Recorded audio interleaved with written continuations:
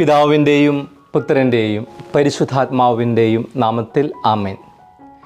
പ്രിയൻ്റെ പ്രാർത്ഥനയിലേക്ക് എല്ലാവർക്കും സ്വാഗതം.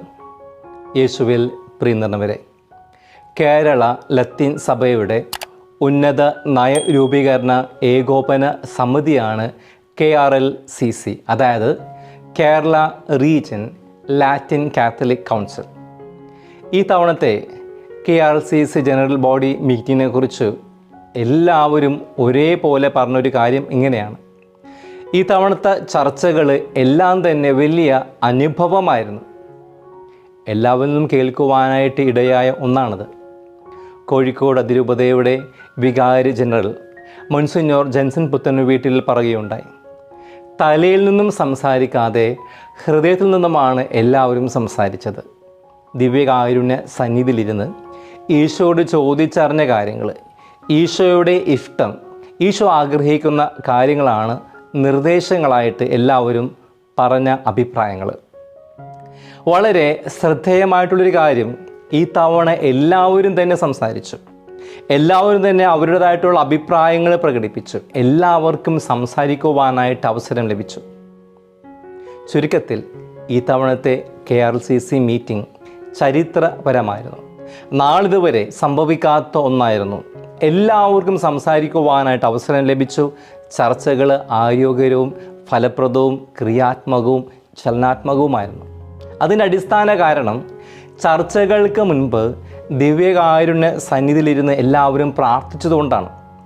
വ്യക്തിപരമായ പ്രാർത്ഥനയ്ക്ക് ശേഷമായിരുന്നു ഓരോ ചർച്ചകളും. ഓരോ ചർച്ചകൾക്ക് മുൻപ് ഒരു 30 മിനിറ്റ് വിഷയത്തെക്കുറിച്ചുള്ള ഒരു ഇൻപുട്ട് സെഷൻ നൽകിയിരുന്നു. തുടർന്ന് എല്ലാവരും ഒരു 30 മിനിറ്റ് ദിവ്യകാരുണ്യ സന്നിധിയിലിരുന്ന് മൗനമായിട്ട് പ്രാർത്ഥിച്ചിരുന്നു. ഒരു സ്പിരിച്വൽ ഡിസേൺമെൻറ്റ്, ആത്മീയമായിട്ടുള്ളൊരു വിവേചനം നടത്തിയിരുന്നു, ഈശോ എന്ത് പറയുന്നു എന്ന് മനസ്സിലാക്കുവാനായിട്ട്. അതിനുശേഷം ഗ്രൂപ്പുകളായിട്ട് തിരിഞ്ഞു. എല്ലാവരും പ്രാർത്ഥിച്ച് ലഭിച്ച ആശയങ്ങൾ ഗ്രൂപ്പിൽ പങ്കുവെച്ചു. ഈ കാരണത്താലാണ് ഓരോ ചർച്ചകളും വ്യത്യസ്തവും ക്രിയാത്മകവുമൊക്കെ ആയിട്ട് മാറിയത്. ഇത് നമുക്ക് പലർക്കും തെറ്റുപറ്റുവാനായിട്ടുള്ള ഒരു കാരണം, നമ്മുടെ പല തീരുമാനങ്ങളും നമ്മുടെ യുക്തി കൊണ്ട് മാത്രമാണ് നമ്മൾ എടുക്കുന്നത്. ദൈവസന്നിധിയിലിരുന്ന് ദൈവിക സ്വരം കേൾക്കാതെ, ദൈവത്തിൻ്റെ ഹിതം എന്താണെന്ന് ചോദിച്ചറിയാതെ, സ്പിരിച്വൽ ഡിസേൺമെൻറ്റ്, ആത്മീയമായ വിവേചനം നടത്താതെ സ്വന്തമായ തീരുമാനങ്ങളാണ് നമ്മൾ എടുക്കുന്നത്. അതിനാൽ തന്നെയാണ് നമ്മുടെ പല തീരുമാനങ്ങളും പ്രവൃത്തികളും തെറ്റ് സംഭവിക്കുവാനായിട്ടുള്ള കാരണം. നമ്മുടെ പല പദ്ധതികളും തകരുവാനായിട്ടുള്ള കാരണവും ഈ ആത്മീയമായ തിരിച്ചറിവിൻ്റെ അഭാവമാണ്. ഇന്നത്തെ സുവിശേഷം നമുക്ക് എല്ലാവർക്കുമുള്ള ഒരു ഓർമ്മപ്പെടുത്തലാണ്. ദൈവസന്നിധിയിലിരുന്ന് അവിടുത്തെ ഹിതം മനസ്സിലാക്കുവാൻ, സ്പിരിച്വൽ ഡിസേൺമെൻറ്റ്, ആത്മീയമായ വിവേചനം നടത്തുവാൻ, അവിടുത്തെ പാദത്തെങ്കിലിരുന്ന് ഇരിക്കുവാനൊക്കെ ആയിട്ട്. അതിന് ഉത്തമമായ മാതൃകയാണ് മറിയം. കാരണം ഈശോ തന്നെ പറഞ്ഞു വെക്കുന്നുണ്ട് ഇന്നത്തെ സുവിശേഷത്തിൽ, ലൂക്ക 10:42. ഒന്ന് മാത്രമേ ആവശ്യമുള്ളൂ, മറിയം നല്ല ഭാഗം തന്നെ എടുത്തിരിക്കുന്നു, അത് അവളിൽ നിന്നും എടുക്കപ്പെടുകയില്ല. എന്തായിരുന്നു മറിയം തിരഞ്ഞെടുത്ത ആ നല്ല ഭാവം? വീണ്ടും നമ്മൾ സുവിശേഷത്തിൽ വായിച്ച് കേൾക്കുന്നു, ലൂക്ക 10:39. അവൾ കർത്താവിൻ്റെ വചനങ്ങൾ കേട്ടുകൊണ്ട് അവൻ്റെ പാദത്തിങ്കിൽ ഇരുന്നു.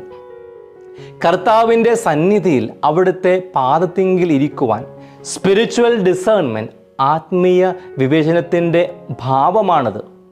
നമ്മളും നമ്മുടെ ജീവിതത്തിൽ സ്വായത്തമാക്കേണ്ട ഭാവമാണത്. കർത്താവിൻ്റെ സന്നിധിയിലിരിക്കുവാൻ, അവിടുത്തെ കൂടെ സമയം ചെലവഴിക്കുവാനായിട്ട് അവിടുന്ന് നമ്മളോട് പറയുന്നത് ശ്രവിക്കുവാൻ. ഇന്നത്തെ വചനത്തിൽ നമ്മൾ കാണുന്നുണ്ട്, 2 വ്യക്തികൾ ദൈവത്തിന് വേണ്ടിയിട്ട് വിരുന്നൊരുക്കുകയാണ്. ഇന്നത്തെ 1-ാം വായനയിൽ നമ്മൾ വായിച്ച് കേൾക്കുന്നു, ഉൽപ്പത്തി 18:1. മാമ്രയുടെ ഓക്കുമരത്തോപ്പിന് സമീപം കർത്താവ് അബ്രാഹത്തിന് പ്രത്യക്ഷനാകുന്നായി. തുടർന്ന് അവർ 3 പേർക്കും അബ്രാഹാം വിരുന്നൊരുക്കി പരിചരിക്കുന്നതായിട്ട് നമ്മൾ കാണുന്നു.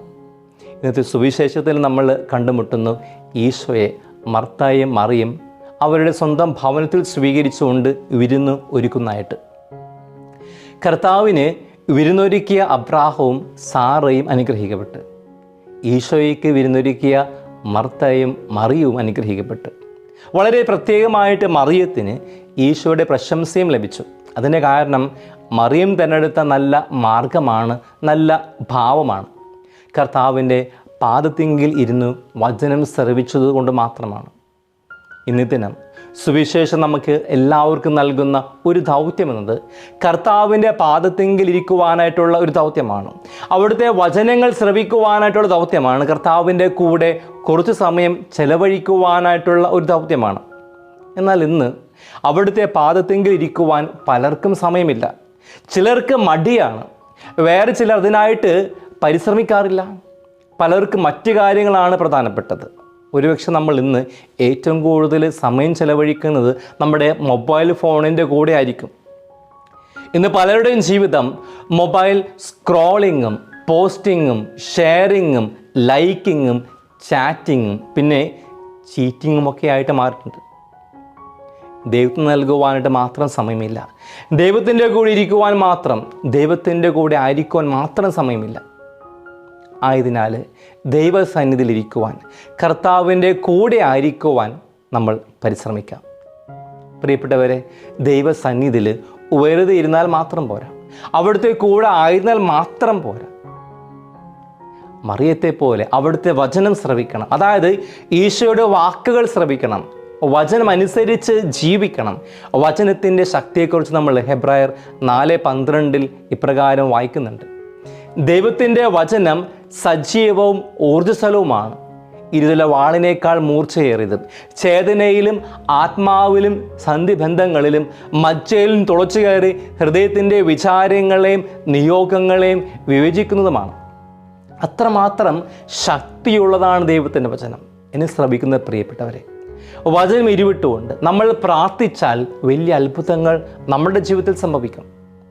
ഒരുപക്ഷെ നിങ്ങൾക്ക് ഒരു വിഷമം വന്നാൽ ഉടനെ ആശ്വാസം നൽകുന്ന, നമ്മെ ശക്തിപ്പെടുത്തുന്ന ഒരു വചനം വെച്ച് പ്രാർത്ഥിച്ച് ഉറപ്പായും ഉടനെ ആശ്വാസം ലഭിക്കും.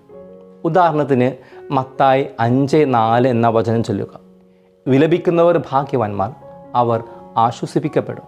ഈ വചനം 1-2 തവണ ഉരുവിടുക, ഉറപ്പായിട്ട് നമുക്ക് ആശ്വാസം ലഭിക്കും. ഭയം മാറ്റുവാനായിട്ട് ഈ വചനം വെച്ച് പ്രാർത്ഥിക്കുക. ഏശയ്യാ 41:10: ഭയപ്പെടേണ്ട, ഞാൻ നിന്നോട് കൂടെയുണ്ട്, സംഭ്രമിക്കേണ്ട, ഞാനാണ് നിൻ്റെ ദൈവം, ഞാൻ നിന്നെ ശക്തിപ്പെടുത്തുകയും സഹായിക്കുകയും ചെയ്യും. ഉത്കണ്ഠ മാറ്റുവാനായിട്ട് 1 പത്രോസ് 5:6 വചനം ചൊല്ലുക: ദൈവത്തിൻ്റെ ശക്തമായ കരത്തിൻ കീഴിൽ നിങ്ങൾ താഴ്മയോടുകൂടി നിൽക്കുവിൻ, അവിടുന്ന് തക്ക സമയത്ത് നിങ്ങളെ ഉയർത്തിക്കൊള്ളും. നിങ്ങളുടെ ഉത്കണ്ഠകളെല്ലാം അവിടുത്തെ ഏൽപ്പിക്കുവിൻ, അവിടുന്ന് നിങ്ങളുടെ കാര്യത്തിൽ ശ്രദ്ധാലുവാണ്. ഇങ്ങനെ കർത്താവിൻ്റെ അഭിഷേകം നിറഞ്ഞ വചനം എന്നും വിശുദ്ധ ബൈബിൾ വായിച്ചുകൊണ്ട് ശ്രവിക്കുകയും വചനത്താൽ നമ്മളെ ശക്തിപ്പെടുത്തുകയും ചെയ്യണം.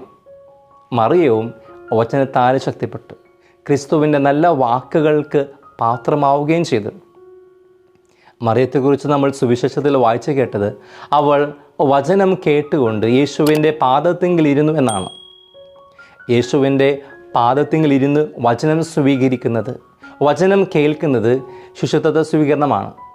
യഹൂദ കാലഘട്ടത്തിൽ ഉണ്ടായിരുന്ന ഒരു രീതിയായിരുന്നു ശിഷ്യൻ ഗുരുവിൻ്റെ പാദത്തിങ്കിൽ ഇരുന്ന് ജ്ഞാനം സ്വീകരിക്കുന്നത്. അതിൻ്റെ മറ്റൊരു ഉദാഹരണമാണ് അപ്പോസ്തലന്മാരുടെ പ്രവർത്തനങ്ങൾ 22:3 നമ്മൾ വായിക്കുന്നത്.